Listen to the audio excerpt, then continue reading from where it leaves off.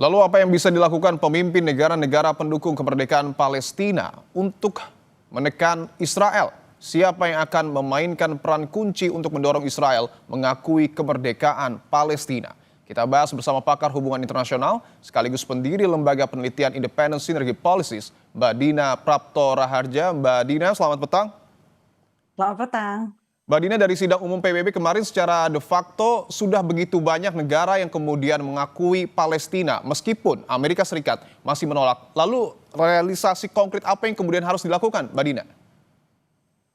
Pertama tentu Israel sendiri ya harus firm, harus tegas memang menerima ada peranan dari negara-negara eksternal untuk status Palestina di wilayah mereka, di wilayah itu.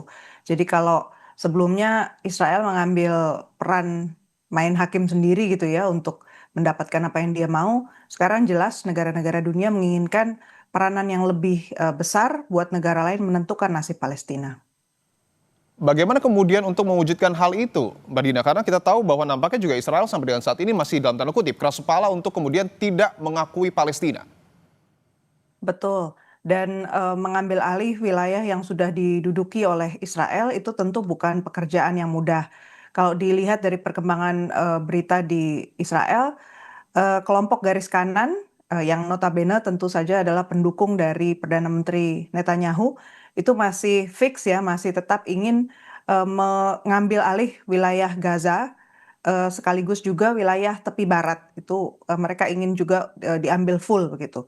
Meskipun Donald Trump sudah mengatakan tidak gitu ya Amerika Serikat jangan sampai itu terjadi, berarti masih ada aspirasi dari wilayah Israel untuk tetap kekeh ya, Betul. kukuh pada kemauan tersebut.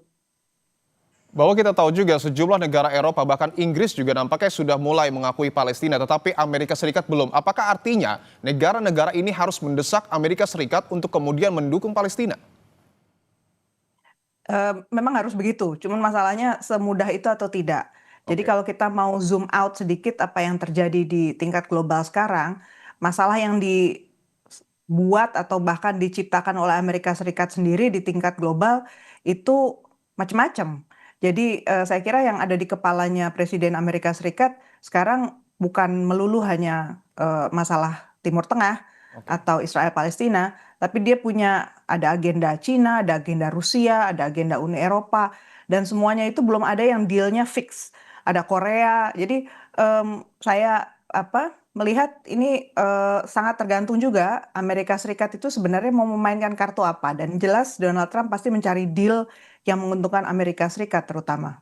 Berbicara soal politik dunia ini juga yang menarik adalah bahwa yang terbaru Tony Blair disiapkan untuk memimpin pemerintahan sementara di Gaza. Apa yang kemudian Anda baca dari rencana ini, Mbak Dina? Kalau saya lihat ini belum fix ya. Jadi ini salah satu inisiatif saja dari pihak Barat. Saya juga belum melihat secara tetap bahwa Amerika Serikat sudah pasti di belakang agenda ini. Oke. Kalau dilihat dari setting yang ada pun, ini berarti alternatif yang ditawarkan oleh dunia Barat dan beda dengan yang waktu itu diusulkan oleh negara-negara Timur Tengah sendiri. Berarti kan eh, ada ambil alih itu ya inisiatif. Sebenarnya negara-negara tetangga di Timur Tengah di bulan Maret 2025 itu sudah punya rencana eh, proses rekonstruksi di Gaza itu jelas harus melibatkan orang-orang Palestina, Palestinian Authority, dan juga Hamas, dan juga masyarakat sekitar sana, jadi negara-negara Timur Tengah. Tetapi kalau dalam rencana Tony Blair ini justru sebaliknya kan, Palestinian Authority, Hamas sudah pasti nggak ada, setidaknya secara temporer, dan Hamas akan dilucuti persenjataannya. Karena yang Jadi ya, silakan Mbak ya, Dina.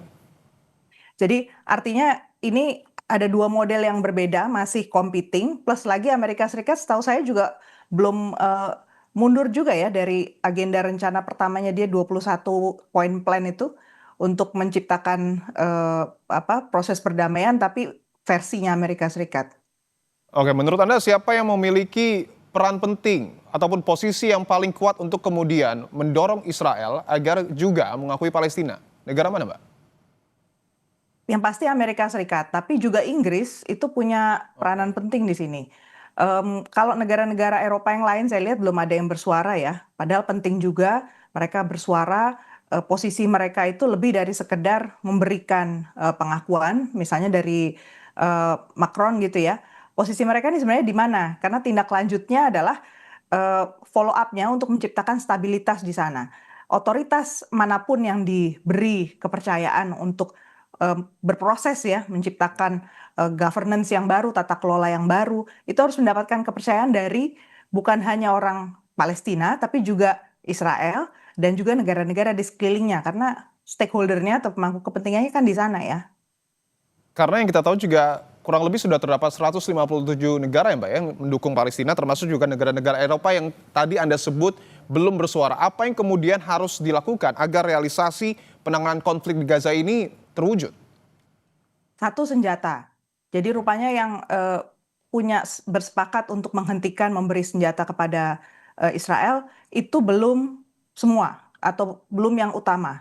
Negara-negara Eropa yang sampai sekarang belum mengakui kedaulatan Palestina seperti misalnya Jerman, kemudian Italia, notabene negara-negara besar di Uni Eropa itu masih tetap dalam posisi ingin mengirimkan uang dan senjata kepada Israel. Demikian pula Amerika Serikat. Artinya selama Israel masih punya alat untuk melakukan kekerasan dan melakukan apa yang dia mau, bisa jadi jalan masih berliku. Kalau untuk peran Inggris, Prancis, dan mungkin Tiongkok, Mbak, apa yang kemudian bisa dilakukan untuk menekan Israel? Satu-satunya itu senjata dulu, kemudian yang kedua tekanan ekonomi. Jadi kita juga harus ingat bahwa yang kita hadapi ini bukan satu grup saja ya di Israel. Israel itu juga yang sedang berkuasa ini garis kanan. Kita tahu di garis kirinya Israel juga sebenarnya ada kelompok-kelompok Arab. Kemudian masyarakat Israel juga sudah cukup banyak yang menunjukkan tindak apa sikap tidak setuju terhadap Netanyahu.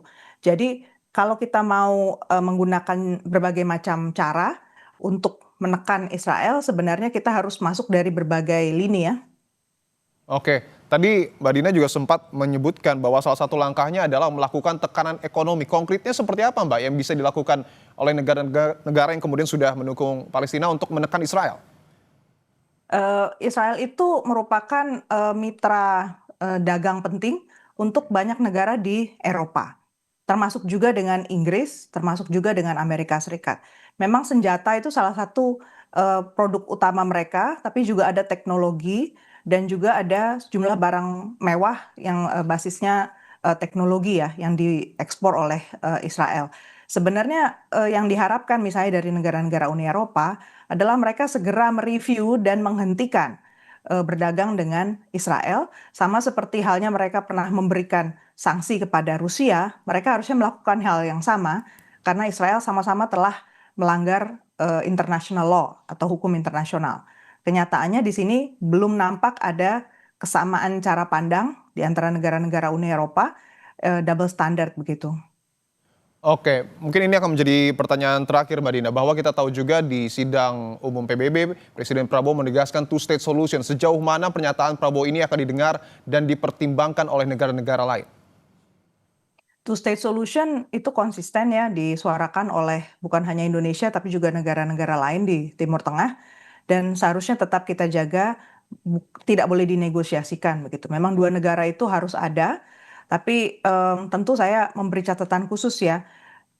Hanya dengan memberi tempat saja itu kita tidak boleh memberikan impunitas kepada genosida.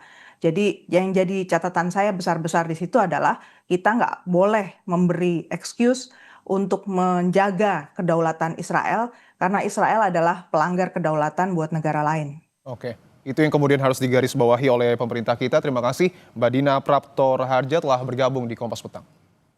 Terima kasih.